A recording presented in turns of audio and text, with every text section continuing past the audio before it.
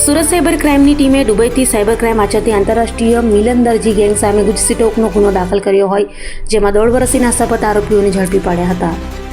Surat cyber ક્રાઇમની ટીમે દુબઈમાં બેસી આંતરરાષ્ટ્રીય સાયબર ક્રાઇમ આચરતી મિલન દરજી ગેંગ સામે ગુજસી ટોકનો હથિયાર ઉગામ્યું હતું અને તે ગુનામાં અગાઉ અનેક આરોપીઓને ઝડપી પાડ્યા હતા.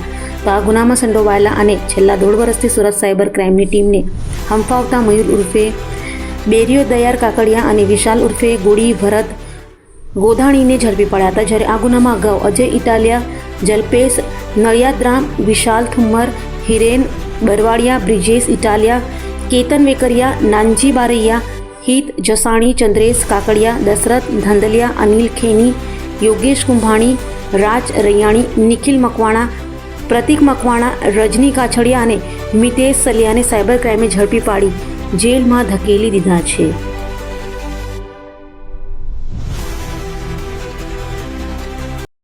ગયા વર્ષમાં સુરત શહેર સાયબર સેલ દ્વારા એક ગુજસી ટોકનો કેસ નોંધવામાં આવ્યો હતું મિલન દરજી ગેંગના વિરુદ્ધ, જે દુબઈ ખાતેથી આંતરરાષ્ટ્રીય ઓર્ગેનાઇઝ સાયબર ક્રાઇમનું સિન્ડિકેટ ચલાવે છે. અને આ ગેંગમાં અગાઉ 17 આરોપીઓની ધરપકડ કરવામાં આવેલ હતી અને જે 2 આરોપી છેલ્લા 1.5 વર્ષથી નાસ્તા ફરતા હતા, એમની ધરપકડ હવે કરવામાં આવી ગઈ છે. અને એ બંને આરોપીઓ વિરુદ્ધ અને આખી ગેંગ વિરુદ્ધ ટોટલ 27 અન્ય ફરિયાદો આખા દેશમાં નોંધાયેલ છે.